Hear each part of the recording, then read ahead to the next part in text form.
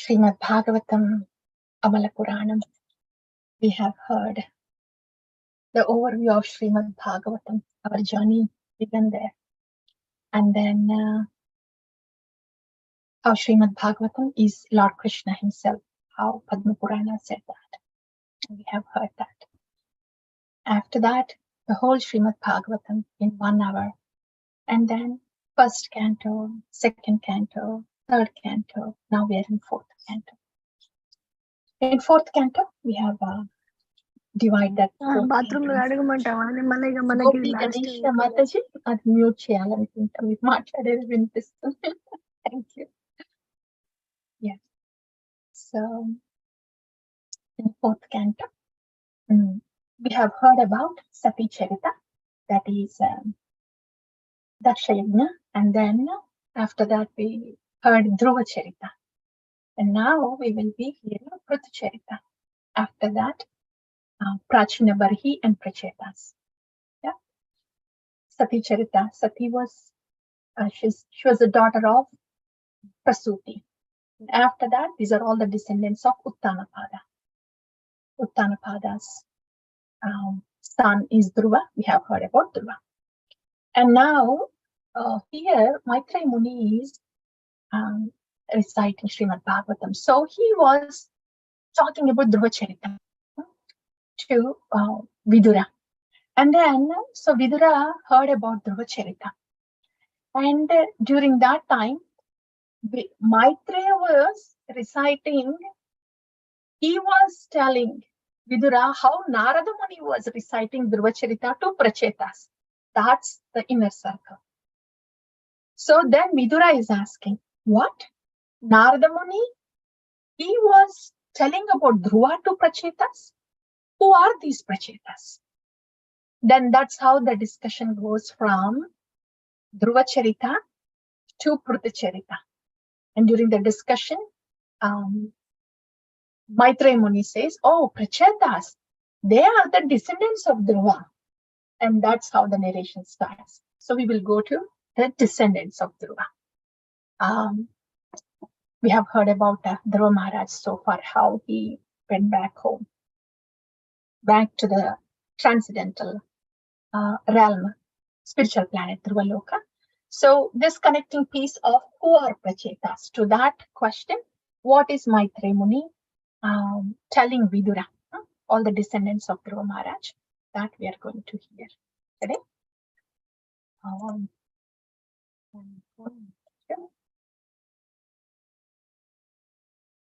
Yes. 13th chapter.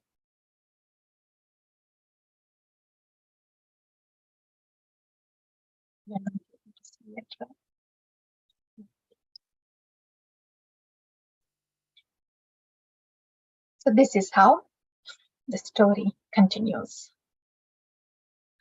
So Vidura, he was overwhelmed hearing about Dhruva's ascent to Lord's above. And then the questions follow. So Vidura was asking, okay, who are these Prachetas? And where was the sacrifice performed that Narada Muni was talking to the Prachetas? And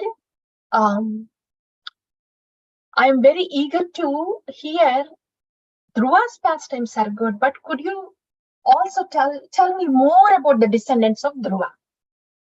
Yeah? And that's how the question starts, and now the story continues. So Dhruva had the sons and daughters, and again coming to the sons, he had his oldest son was Utkala, but Utkala did not accept the throne. Why like that? Because Utkala, he appeared to be less intelligent and dumb to the people, to the ordinary people. But in fact, Utkala was a Mahabhagavata. He could not see anyone but Supreme Lord. Wherever he saw that Supreme Lord was holding everything and everyone in him. And whoever he saw Supreme Lord in their heart. Like that. So since he was a Mahabhagavata and he could not see anything and anyone but the Lord everywhere, he was not inclined to take the position of a king. Because for kings, they have to be diplomatic and they have to punish the wrongdoers sometimes, like that. So all these things are not very much palatable to the Mahabhagavatas. So Utkala was a Mahabhagavata, but he maintained to appear as dumb outside. So that's why Utkala is far beyond a Kshatriya. He is throne of a king is too small, too little for him, too small for him, too low for him, because he's a Mahabhagavata. He already accomplished the goal of the life. Yomam pashyati sarvatra sarvam cha mai pashyati tasyaham na pranashyami sachme na pranashyati. He already accomplished it. So this is past Brahmana. In the Varnashrama Dharma, more than a Shudra is Vaishya. More than a Vaishya is a Kshatriya. More than a Kshatriya is a Brahmana. A Brahmana has to give the intelligence, king has to rule, Vaishya has to fill the belly of the society, in other words, do the business, or cow, cow protection. And the Shudras are more, they have to help with the manual labor in the society. So this is the division. But Utkala was past the Brahmana. What to speak of Kshatriya? He was past the Brahmana. He was Mahabhagavata. So he has already served the purpose of his life. So he was not inclined to be on the throne. And that's why the next son, that is Vatsara, he was made as a king. Okay. So from Dhruva to Vatsara, that's how the descendants chart flow. And there are many kings, progeny of Vatsara. And one of them was King Anga. Yeah. And Maitreya Muni was describing about King Anga. And he was saying, this Vatsara, in that dynasty, there appeared this King Anga. Anga was such a good king, but Vena was his son, and he was the bad king. And Vena was so bad that all the citizens, they had to bring him off the throne and wanted him to be killed. That's what Maitreya Muni was saying. Then Vidura goes, what? A king is a protector. And all the citizens of the kingdom, they worship the king. How come something opposite happened to Vena? And how come to such a good king like Anga, a bad son like Vena was born? And you have said that the sages had to curse Vena. What was it about Vena? So can you tell me about that King Anga and King Vena? What happened with them? That's how. Those are the questions of Vidura. Then Maitreya Muni goes, okay. See, Anga, he came in the dynasty of Dhruva. And Anga was a wonderful king. Yeah. And he took care of his citizens so well. And he was performing the fire sacrifices also for the welfare of his kingdom. And when he was performing fire sacrifices, the demigods were invited, but nobody showed up. And King Anga he felt sorry. He felt insulted also. And that the demigods did not show up for the invitation in spite of doing yajna. And he was concerned if he was doing any aparadha. So he asked the sages, why is it that no demigods are coming in spite of me performing this yajna and politely inviting the demigods?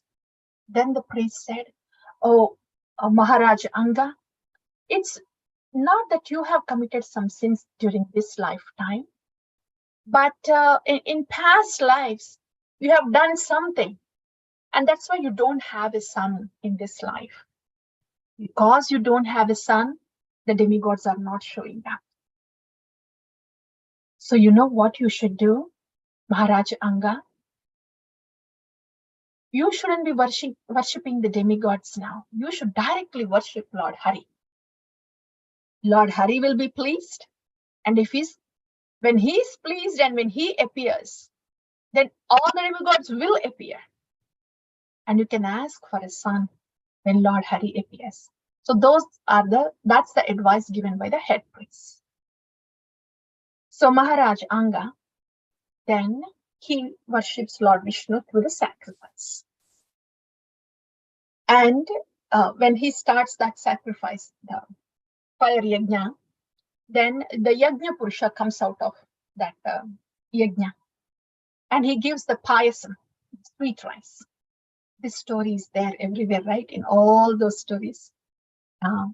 They come out of the fire sacrifice, they give the payasam, the bowl of payasam to the king, and the king gives it to the queen. Happened to the Dashrada also, right? Yeah. Like that. So Yajna Purusha comes out, and then he gives the payasam to Maharaj Anga. And Maharaj Anga, he gives that to his wife Sunita. Yeah. And so that way, during a course of time, Sunita gets pregnant and she gives birth to a son. Okay. So we have heard till there. Something for us here is the advice that the priests gave to Maharaj Anga. Don't have to worship demigods. You directly worship Lord Hari and the demigods will come. Demigods will come and whatever your desires are, they will be fulfilled. Akama sarva kamo va moksha kama udharadi. Tivrena bhakti yogena yajeta purusham. Lord Hari, Krishna, he is the answer for everything. Even if you have desires, worship the Lord in the heart, Krishna. You don't have desires, no problem. Still worship the Lord. Take up bhakti. And you have the desires, you don't have the desires, or you have the desires of liberation, just take up the process of bhakti. Like that. And one more thing is, how yada taror mula nishechanena tripyanti skanda bhujopashakaha. If the twigs and the flowers, if the flowers have to blossom and the twigs have to be nourished, we don't go put water on the twigs and the flowers. We put the water at the roots. Like that, for the demigods to be happy, what to speak of the human beings, right? For the demigods to be happy, it is recommended that we pour the water or we pour the water to the roots for the twigs and leaves to be happy. In the same way, for the demigods or any living entities to be happy, any jivatma to be happy, we pour the water to Bhagavan. For Jiva Tattva to be happy, we pour the water to Bhagavat Tattva. Yeah. And how can that be implied in our practical life? For Jiva Tattva to be happy, then we pour water to Bhagavat Tattva is. We have these relationships, these bodily relationships, right? The friends, families, everybody around are related to this body. Yeah. And so relationships are there. With the relationships comes responsibilities also, right? Responsibilities, interactions, like that. So all these relationships, all these responsibilities, if they are Krishnaized, then it is pouring water to the roots. So we want to do our responsibilities so well, not to impress anybody, not to expect anything from anyone. And not just for the sake of feeling good. For the sake of feeling good is just mode of goodness, but in a way that Lord Krishna is pleased. So we want our interactions and our responsibilities, we want to do in such a way that it is uplifting and beneficial to others. Yeah, even to our family members too. When we start doing that, then that can be contagious also. Others also start doing it. In that way, more than the expectations, there will be more of givings than the expectations.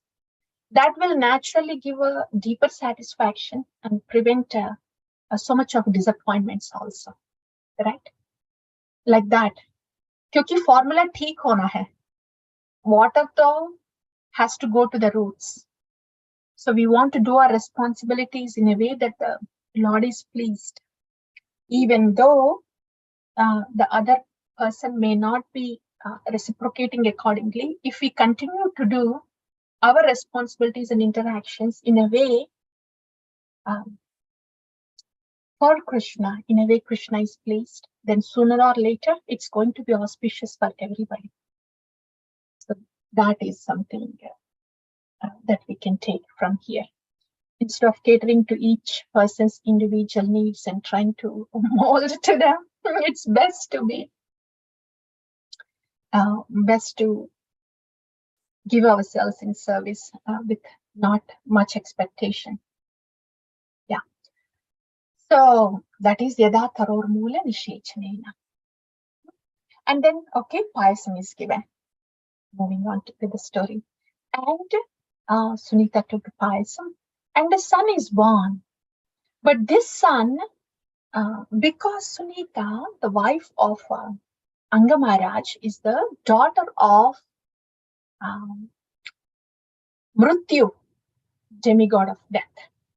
That is why the son of Sunita, he got the characteristics of his grandfather, maternal grandfather, and he was very cruel, violent, just opposite to Anga Maharaj. He was so cruel that he was killing animals even when he was small, and also hurting and killing his friends, playmates, like that. So when Anga Maharaj, he noticed that, he saw that, he tried to change him, he tried to discipline him, he tried to teach him, but nothing happened. There was no change with Vena. And then Anga Maharaj was thinking, what is my fortune, huh? What did I do wrong? See, I was looking for a son, but now I feel like those who don't have sons are more happier, more fortunate than who has the sons. Because those who don't have sons will have no problems. But those who has bad sons, then they bring a bad reputation to the family, to the parents. And they cause violence to everybody. They trouble everybody. So being sonless is better than having a son like this. That's what Anga Maharaj thinks.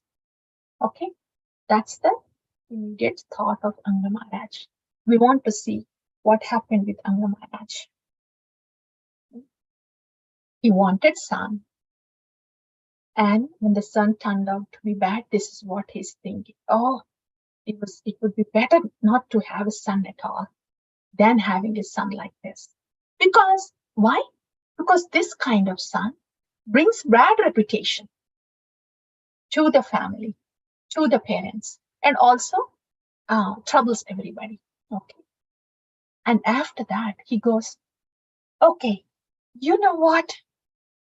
I think bad son is better. Because if there is bad son, then we can develop detachment very quickly. If the son is good, we get attached to that son. But if the son is bad, then we just get detached quickly. And I think this is what the Lord is trying to teach me to just get detached. Okay, I will take this as Lord's order. I will get detached and I'll leave this kingdom. So Anga Maharaj, he was aggrieved and he leaves the kingdom. This is what Anga Maharaj did. For us, Anga Maharaj is a very good king. He wanted son. And he could be thinking, I worshipped Lord Hari for a son. And I got this. I have son, but I got this cruel son. Why did Lord Hari do this to me? He didn't ask that. Okay. He didn't think like that. Second thing is, first, as natural as for many people, Anga Maharaj was feeling bad that his son is cruel, and it would be good to have no sons instead of having this sinful son. And after that, he came to the thinking, okay, maybe the Lord is teaching me to be detached. Fine, in that case, the bad son is better if I have to get detachment. And then he leaves. So Anga Maharaj, he did what he could in the beginning. He tried to reform. He tried to discipline Vena. He did what all he can. That didn't work out. Okay. We're going through this because for us in our devotional journey also, it's very much close to our devotional journey also. Anga Maharaj, what were his feelings when his son was cruel? He naturally felt like, oh, I wish I didn't have this son at all. It's better not to have the son. And after that, he turned towards the Lord in the sense, okay, I'm taking this as Lord's arrangement. Okay, maybe this is arranged so I can get detachment from this material pangs. So slowly he turned towards the Lord. First, natural feelings of disappointment, resentment. Yeah. And then slowly shifted towards the Lord. Shifting from our world, our bubble, towards the Lord is the start of Sharanagati. Until then, he was thinking, son and me. Bad son, my reputation. Bad son, everybody trouble. There was no Lord in the picture there. And in the second half, okay, this is Lord's arrangement to have this bad son, so I can be detached. So in the second half, he turned towards the Lord. In other words, the Lord, he included the Lord into the picture and turned towards the Lord and took it as Lord's arrangement. And then he got detached and he left home. And if we can think of Vidura, right? Vidura, when he was insulted also, this is one step ahead. Vidura, a little more than the Anga Maharaj. For Anga Maharaj, it took time. He took time. He felt sorry. He had resentment. And then slowly he turned towards the Lord. And then he took that as Lord's arrangement. For Vidura, when he was insulted in that Kuru dynasty, in that kingdom by Duryodhana, immediately he thought, okay, this is Lord's mercy. Immediately, he got hurt. The hurt has happened. Hurt will happen. But his immediately he came to the senses that this is Lord's mercy. Right? That's the second thing. And third thing is, he took this as Lord's arrangement to leave this polluted place and just go to the pilgrimages. So he left the place. Vidura, he did the same thing too. Right? But it was very immediate for Vidura. Even more, one more step ahead. Can you think of somebody who not only Yeah, we will see. Queen Kunti. Not only thinking how these difficult times are Lord's arrangements, but Queen Kunti she was asking Krishna, Vipadashantu Shashvat, Tatra Tatro Jagadguru, Bhavatu Darshanam Yatshat, Apunar Bhavadarshanam. She's even more into the Sharanagati.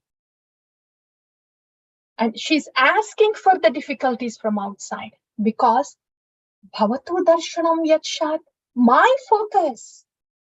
All I want is Krishna, your darshanam. That's all I am looking for. And if that means I have to get challenges from outside, I welcome them. Let them come again and again. Let these blows come again and again from externally so I can turn towards you. So I can have your darshan, because all that matters to me in the life, in this life or death, is bhavatu darshanam yakshat. I simply want to have darshanam, be with you, Krishna. And if it means inviting difficulties, let it be so. So this is even more addiction to the Lord's lotus feet, darshanam of the Lord. Anga Maharaj took a little time, right, to turn towards Krishna. And Vidura, he quickly turned to Krishna when that happened. Kunti Devi, she's like, let these difficulties come upon me more and more that I don't even turn anywhere else, but to you only, Krishna, at all the time. So Sharanagati, this is all Sharanagati. Different levels of Sharanagati. In Anga Maharaj, it's a gradual transition. Vidura, little more. Kunti Devi was deep into it. Like that. Yeah. And even in one person also, the Sharanagati Bhava can be at different layers, at different times in their life. Like for Anga Maharaj, in the initial part, it was, he was trying to struggle. He was just, there was no much of Lord in the picture. And at the later time, he started looking at the Lord. And then saw everything as the Lord's arrangement. And then moved towards detachment. So this Sharanagati means Lord and me. That is the first thing, turning towards the Lord. And everything that is happening to me is because of the Lord. Mercy of the Lord. Either it is joyous arrangement or trouble arrangement. Same, mercy of the Lord. And also, Rakshisyati Vishwaso Gotratve Varnam Tada. They are not anxious because they are completely confident that they will be protected. So these are the Lakshana of the Sharanagatis. And for us to start with, where can we start? Sharanagati is a process, as we have seen. It can be in different layers, different intensities. Starting from this to Shuddha Bhaktas who are total Sharanagatis. Where can we start? Turning towards the Lord. And then seeing whatever is happening to us as Lord's arrangement. If possible. Yeah, again, that is a process. And generally when tough things happen, Srimad Bhagavatam says, Tate nukampam susamikshamanam bhunjana eva atma swayam kritapam. Bhunjana eva atma swayam kritapam. So because of my own misdeeds in the past, these are coming to me. These difficulties are coming to me because of my own misdeeds in the past.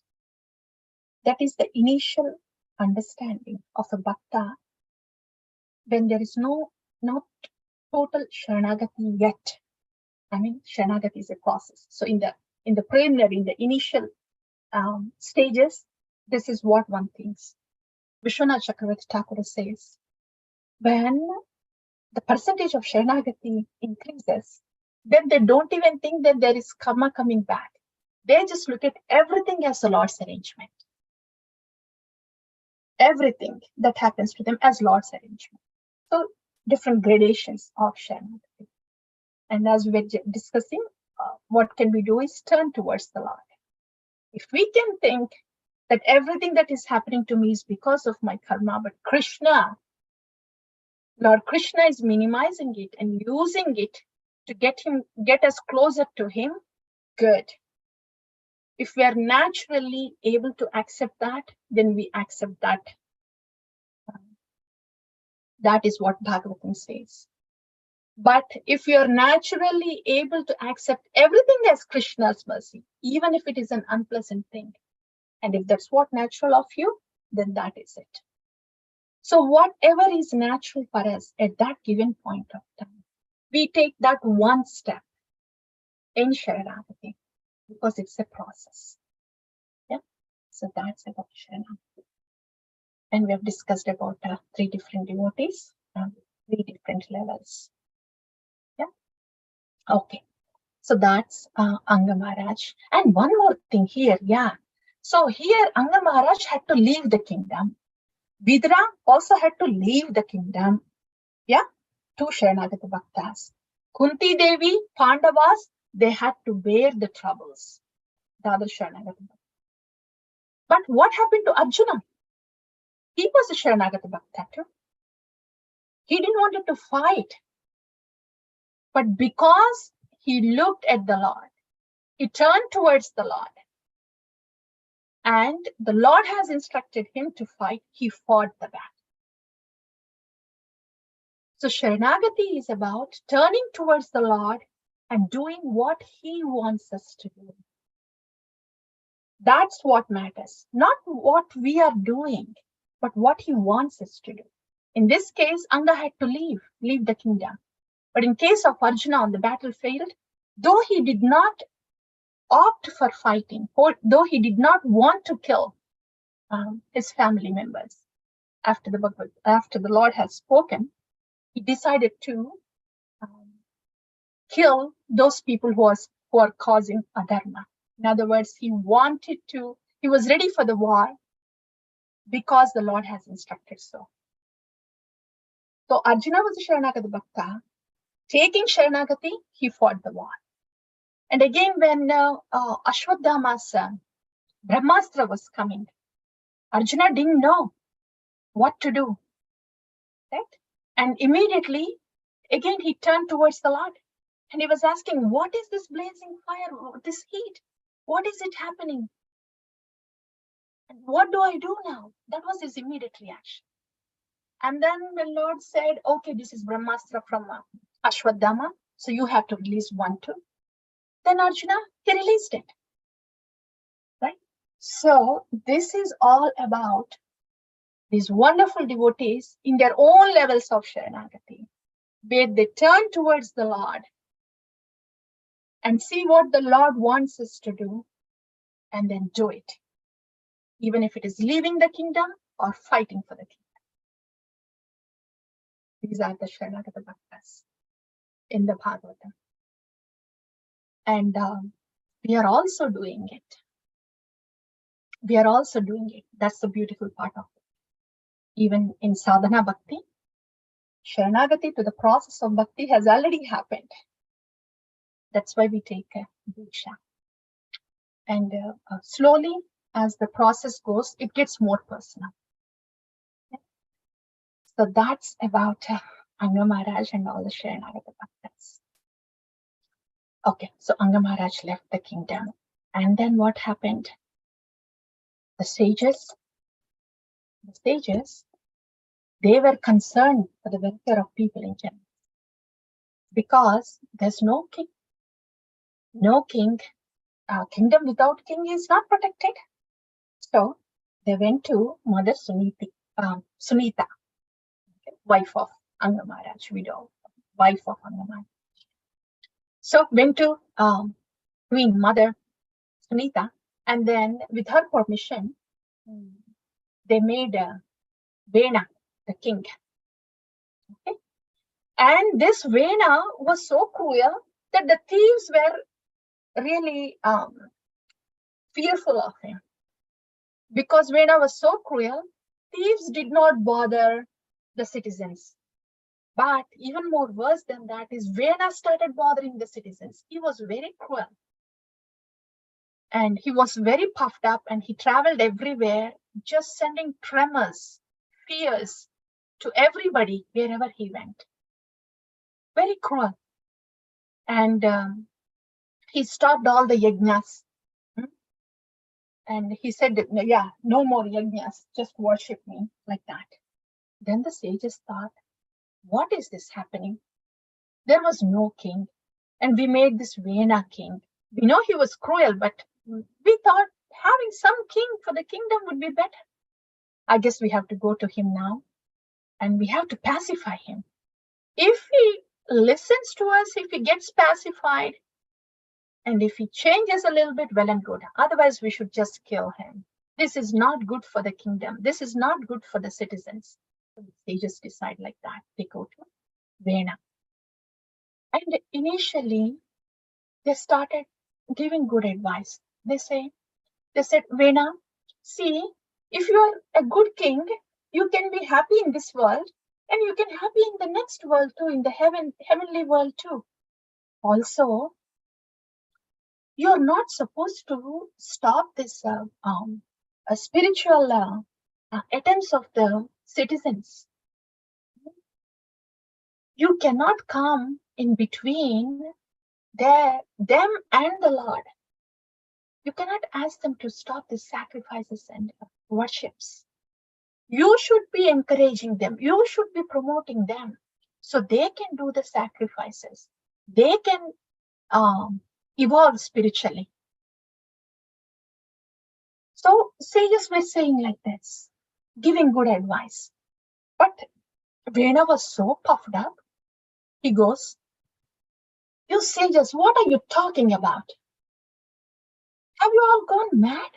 You're so unchaste. The God is standing right in front of you. It's me, Drupati. Drupati means Lord of all these Nara, human beings. And I'm standing right here. I am the Supreme Personality of Godhead personified because I am Drupati. Who are you talking about? The demigods? And the Supreme Lord? It's me. Have you gone mad? You're also unchaste. You're being very envious of me. That's why you're not able to tolerate me. It goes on like that. And the sages were like, what? This is getting too much. He said, Drupati, no worship to demigods, but now he's blaspheming Lord Vishnu. He's stopping the sacrifices for Lord Vishnu. This is it. Okay, kill him and kill him. That's what the sages say. They said, but blaspheming the Lord, he is like a dead person anyway. Yeah, but he just needs to be physically killed. And the sages, they uttered the mantras. They didn't need any weapons. They just uttered a few mantras and Vena was dead. So Vena's dead body was preserved. And then some time passed by like this. Again, the sages, they went to the forest and they were doing whatever fire sacrifices they had to do, yajnas they were doing it, but they were thinking of citizens now. There's no king again. There was no Anga, so Vena, we enthroned Vena. And Vena was so cruel, we had to kill him. And there's no king again. If this is the case, then all this, there will be no discipline. There will be no discipline or regulation in the kingdom. What do we do about it? That's what sages were thinking. And as they were thinking, they saw a huge dust storm. And that dust storm was caused by rogues and thieves. And these sages were like, oh, what to do now? And they were almost ready to curse and kill the rogues and thieves too, but they did not do so because they did not want to abuse their power. They have tapashakti. But tapashakti has to be utilized on a proper person in the proper time. We cannot use big guns on small birds. So these rogues and thieves, just killing them will not be a solution. So that's why they restrained themselves. They didn't want to waste their tapashakti. And then they wanted to come up with some solution for this situation. So they discussed. They thought this Anga's dynasty is glorious. So we have to continue this Anga's dynasty. But this Vena is dead. But at least his dead body is there. So let's do something out of that dead body and then see if we can bring something out of dead body. I mean, they're sages. They could kill Vena with mantras. So they could do something with the dead body too. So they went to Suniti, Mother Suniti, and they requested to please give that Vena's dead body so they can bring somebody out of it to rule the kingdom. So the sages, they churned the thighs of the dead body of Vena. And from the thighs, a personality came out, and his name was Bahuka. He was very short, dark, and his face was flat, jaw was big, like that description is given. And his name was Nishada. And he had all the sinful qualities of Vena.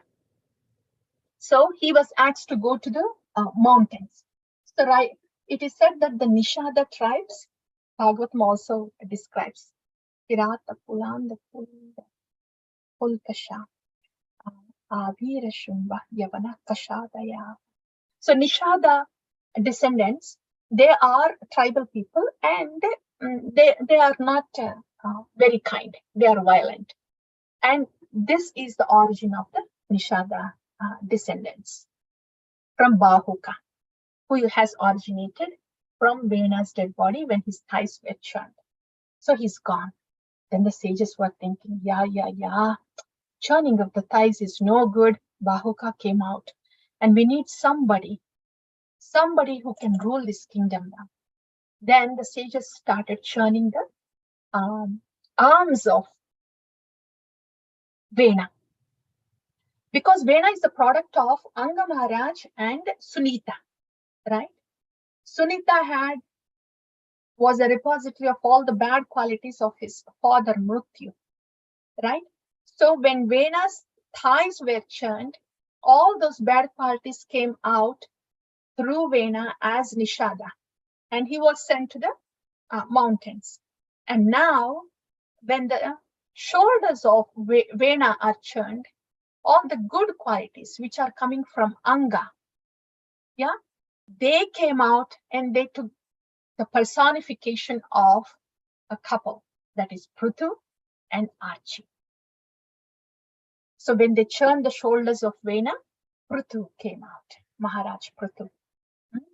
And on the other side, in the other arm, Archie, she's the plenary expansion of Lakshmi Devi, very similar to Swayambhu Manu and Shatarupa. So they are like eternal couple. They have appeared from Vena's body.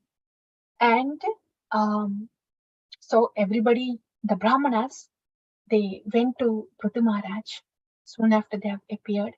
And Prithu Maharaj, on the hands of Prithu Maharaj are the markings of conch shell, chakra, like that. And in the feet are the marks of lotus flower. So like that, when Brahmanas saw Prithu Maharaj, and then they have confirmed that he's the plenary expansion of Vishnu, and Archie, plenary expansion of Lakshmi Devi.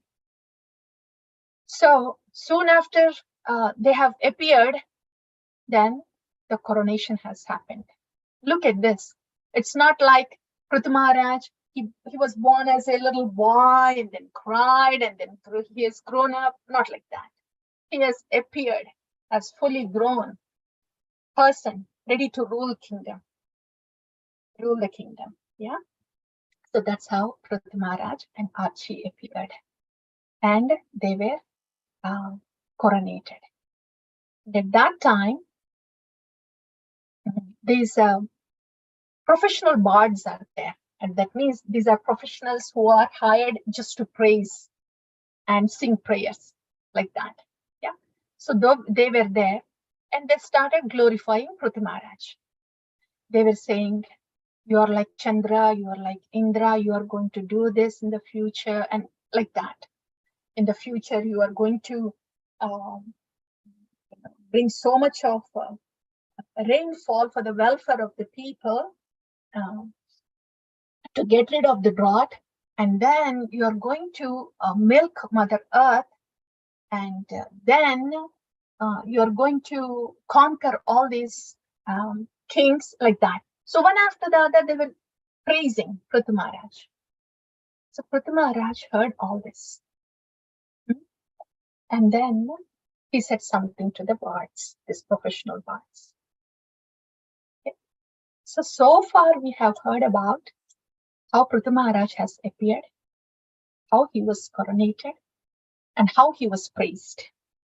And Archie, his wife Archie, was also there. Right? That's what we have heard so far. After these praises from these professional bards, what did Prithu Maharaj say? He said, okay, my dear professional bards, yeah, yes, you have said all these things about me, but I haven't done any of those things yet. I have not displayed any of those qualities. And for somebody to hear the praises when they are not done yet, that will be like insults, because what if those praises do not come true? They will be like insults. So if you have to praise, then you have to see me doing it in the future, and then you can say it. Even if you want to say it, you don't see it in my presence. By the way, all the praises should go to Bhagavan, not to me. And though his name is Prithu, Prithu means famous, Prithu Maharaj says, I am not famous now yet. So these are the words of Prithu Maharaj. First thing was, I haven't done it yet. You may say something when you actually see me doing, right? And immediately he says, you don't have to praise me in my presence. That's one thing. And ahead is, those praises belong to the Supreme Lord, not for me.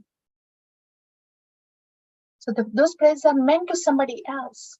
Praises are meant for Bhagavan, not for the human beings. So this is the sequence, especially the last one. First of all, he didn't like that he was praised so much even before he proved himself. Second thing is, he did not want to hear any praise in his presence. If at all he has accomplished, then okay, you can just say it behind me. But even more than that, I am not worthy of praise. It's Bhagavan. The last thing, I am not worthy of praise. It's Bhagavan, is humility. Humility is just accepting the reality that the praises belong to Bhagavat Tattva, not Jiva Tattva. As simple and as real as it is. Yeah. So humility is accepting reality. This is why all the pure devotees, they're natural. Natural in the sense humble. Humility is accepting the reality. They clearly see that they're so much dependent on Guru and Krishna. They clearly see that they are not doing anything. They're just being utilized, engaged. They actually see it and feel it. They're disease free.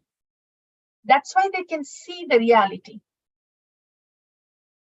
So accepting the reality that we are not the doers and we are not worth the praise. Somebody else is the doer. Guru and Krishna are the doers. It is their Antaringa Shakti that is just engaging us in service. Like that. That is humility. Srila Prabhupada said humility means not expecting any respect. It's because they see naturally that it's not them that is to be respected, but whoever is engaging them in the service. Guru and Krishna, respect goes there. That's humility. That's why Tattvajnana really helps us to understand, convinces us, and situates us in the reality.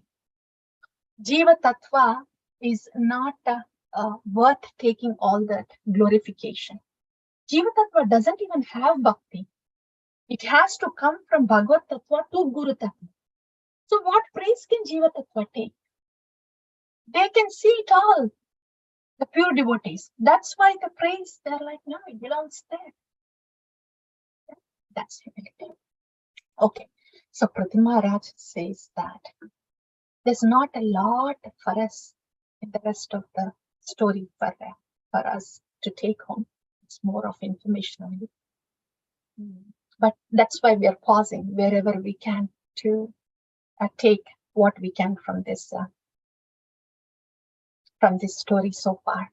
So that's what we have heard so far about the humility of Prahlad Maharaj. And so in this way, when he says that,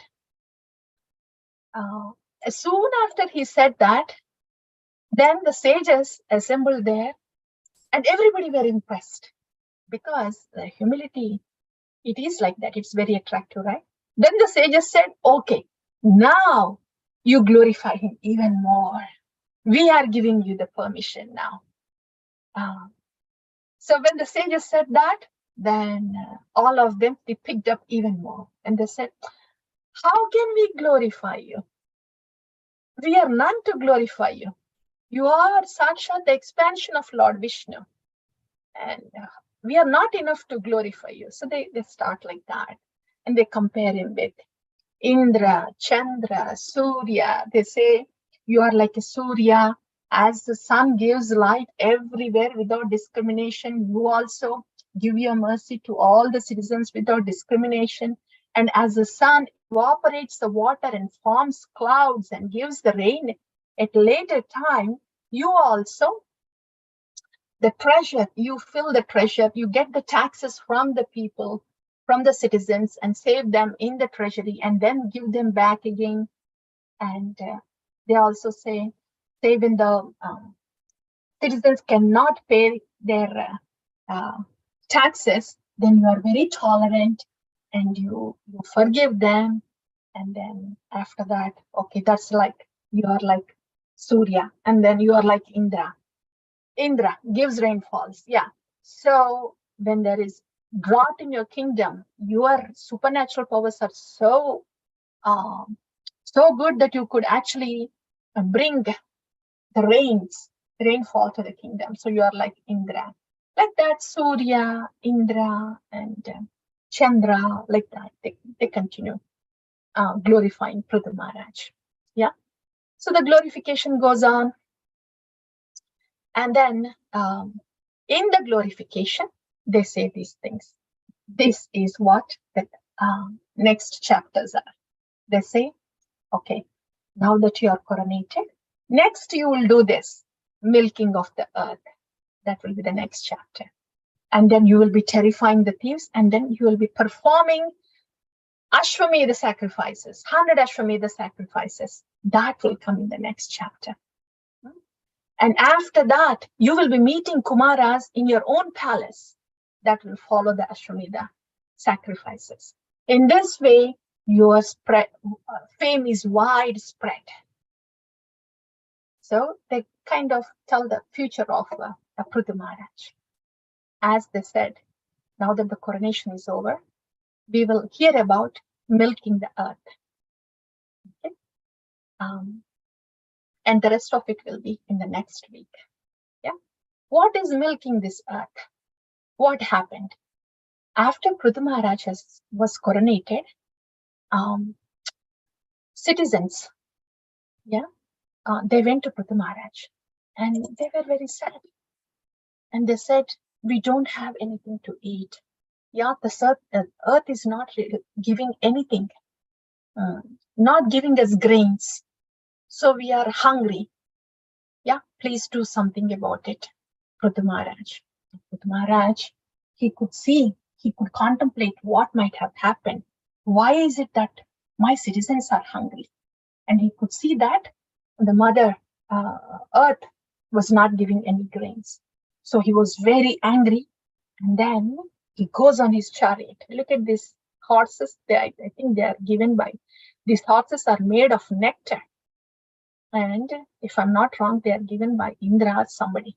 So like that, the bow Prithu Maharaj has, they are given by, one of these upper planetary systems, the Yakshas, Kinnaras, and the arrows, they are given by sun god. The chariot is given by some demigods like that. Anyway, all of these are presentations that Prithu Maharaj got. So he went on to the chariot. He started chasing Mother Earth. Mother Earth took the form of a bull. She was afraid. She was scared because Prithu Maharaj was very angry and he's coming with bow and arrow. He's not going to kill Mother Earth and especially cow, but he's just showing his anger that his citizens were not fed. His citizens were not given grains. So Mother Earth, she tries to run here and there, tries to escape, but she couldn't. Finally, she realizes that she cannot escape. Then she says, okay, Prithu Maharaj, please accept my respects to you. Who do I have to take shelter from? It's only you. How can you chase me like this? See, even when a woman is sinful, woman is not to be killed. And I am a woman and I'm not sinful. I'm not to be killed. And you are such great warrior, Prithu Maharaj. And you are aiming your bow and arrow to me? No, this is not right. This is not right. I'm taking shelter of you. And also, I am holding your kingdom together like a boat. I don't understand why you are doing this to me. She goes. And then, so she says that Prithu Maharaj is still furious, again, because he didn't want it to see his citizens go hungry like that. So, seeing that Prithu Maharaj is not pacified, Mother Earth says, please control your anger. I know that you are angry with me because I haven't given the food grains. But guess what? Before you was Vena. And all these thieves and rogues, they were exploiting. They took away all the grains and the treasures that I had within me. So I had to save all of them. And that's why I wasn't giving anything to anybody. Okay, now that you got enthroned, you are the ruler now. I will tell you how all those grains and treasures can be taken out of me. This is what you need to do. Since I took the form of a cow, please get somebody to be a calf. And then when the calf starts taking my milk, and when the milk flows out, you need a pot to store that milk. So please get a calf and please get a pot. Okay. Arrange for a calf, arrange for a pot, and arrange for a milkman so they can milk into the pot, like that. So Mother Earth says that, and then Prithu Maharaj arranges so. Swayambhu Manu, he becomes the calf, like that. And somebody becomes the pot and somebody becomes the milkman. But the whole point is, all the treasures that are present, all the grains and the herbs and the medicines, all that is present in Mother Earth, she will give all those one after the other to all these personalities, to all the demigods, like that, to Prithu Maharaj and to all the demigods, so they can be distributed. Like that, Prithu Maharaj, in order to take good care of his citizens, he made an arrangement that all the treasures and the grains and the herbs in the earth are given out and utilized by his citizens in the kingdom. Also, as Mother Earth said, see, I am up and down with the hills and the mountains. So if you level me out, then when there is a rainfall like that, then you will have a lot of grains from me. So level me out also. She says that too. So that way he makes plateaus. Prithu Maharaj makes plateaus for the agricultural fields, like that.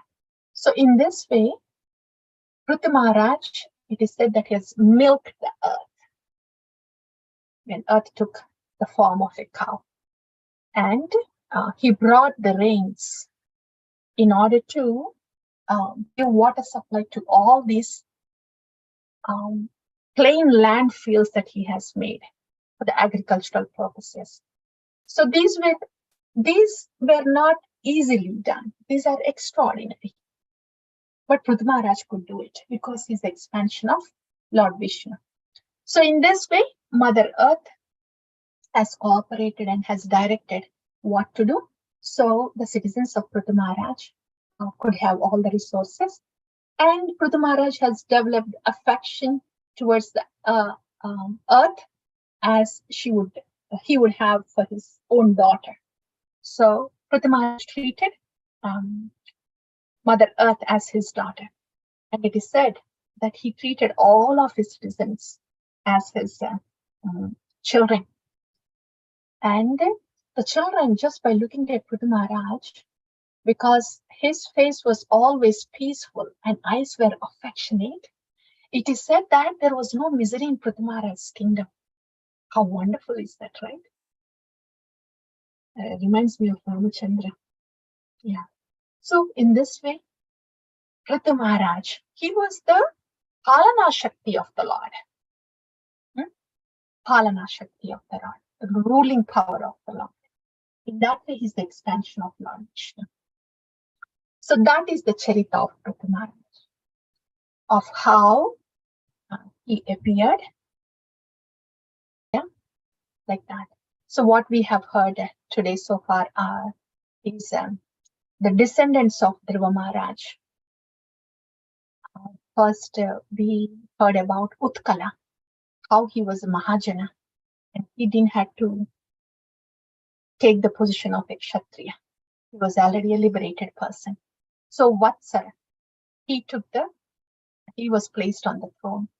And the descendant of Vatsara down the road was Anga Maharaj.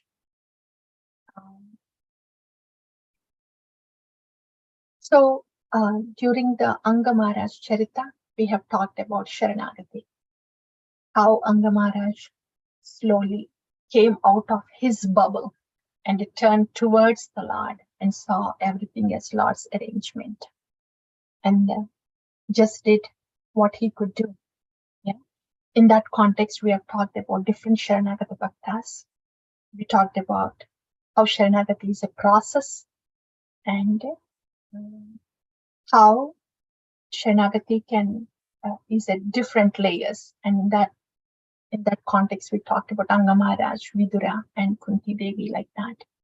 And we also talked about in Sharanagati, we turn towards the Lord, and what we do is what the Lord wants us to do, what is to be done in that situation. Even if it means leaving the kingdom, like Maharaj Anga or Vidura, or fighting for the kingdom, like Arjuna, or throwing the Brahmastra, like Arjuna. Yeah. So there we have discussed about Sharanagati. And in our case, how can we do it? First is turning towards the Lord. And then to our capacity, if we can look at our challenges as our own karma coming back, but is utilized by the Lord to get us closer to the Lord. Or if we can naturally see that there is no more karma involved and this is straight Lord's arrangement, even if it is unpleasant. So whatever that we can naturally think of, then we take that one step forward towards Sharanagati. Yeah, so that's one application. And after that, we have heard about Vena. How Vena was so cruel. For Vena, it was just him, only his bubble. There's no Krishna there. There's no Lord there. He said he is Supreme Personality himself. And there, for us to see, for us devotees, we are not, we are fortunate. We are not atheists like that. We still have Lord in our picture. But in our own bubble, Lord is somewhere in the corner or in the background. That's how the sadhana bhakti goes, right? Yeah, you are there somewhere. And please, I'll call you when I need. And this is what I want. And please do it only this way. Yeah. And then somewhere in the background. Like that. So Lord is there in our bubble. Somewhere. It's like that. In the corner or in the background. Then how can we make it? How can we make our bubble to Krishna's place, Krishna's world? Yeah. And Acharyas explain that. Gauranga Mahaprabhu, that's why he came. Shikaya Sharanagati Bhakatera Prana. How currently in the sadhana bhakti, yes, we are in our bubble. Lord is somewhere in the corner or background. But through the first step of Sharanagati, as we have just discussed, if we turn towards the Lord every minute at all times, and then, okay, Krishna, I am yours. What do I do for you now? If a journey, every step of a journey is happening like that, turning towards him and see what he wants, in that way, our bubble slowly transforms into Krishna's world. Because at every step, we are turning towards the Lord. And at every step, we want to see, okay, Krishna, what can I do for you? And this transforms our Aham Mameti bubble to Krishna's world. Yeah, it's a process. But this is what Gauranga Mahaprabhu brought for us, how to do Sharanagati. Like that. So, yeah, Vena's done. In that context, we have discussed this now. After that, Prithu Maharaj comes out by churning the shoulders of Vena. And then all the glorification that happens.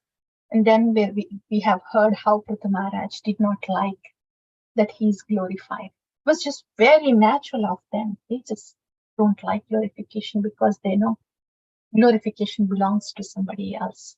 That is humility. There, we called that humility means accepting reality, that we are Jiva Tattva, and all the glories are supposed to go to Guru Tattva and Bhagavad Tattva. And after that, we have talked about how Prithu Maharaj was very caring for his citizens, and then talked to chased Mother Earth, but finally Mother Earth disclosed why she was not giving grains and treasures, and later on cooperated with Prithu Maharaj, and Prithu Maharaj was very affectionate to her as her daughter, and in this way all the citizens, they got all the treasures and the herbs and food grains, everything from Mother Earth. Right? We will pause here. We'll pause here, dear devotees. I wanted to mention one thing actually. Here, Mother Earth, when she was talking to Prithu Maharaj, she says, see, I have a right to hide all these grains and treasures. I don't have to give it to everybody. I can only give to those who are not abusing. So she says that. She says that. And in that context, the Lord, we are thinking of what Lord says in Bhagavad Gita. Naham prakasha sarvasya yogamaya samavritaha mudoyam na abhijanati mamebhya paramavyayam. All fools, they think I'm an ordinary person. See, Lord Krishna, devotees thinking.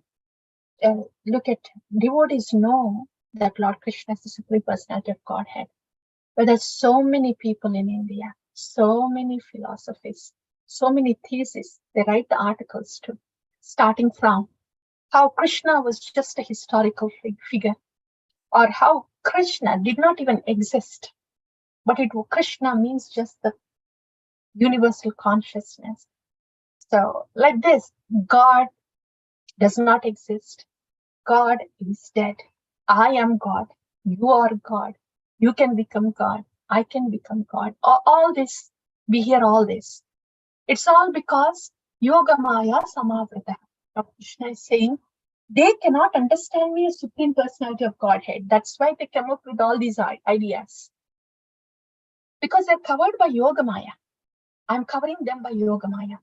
Unless I see submissiveness in the other person, unless I want to reveal myself, I don't have to.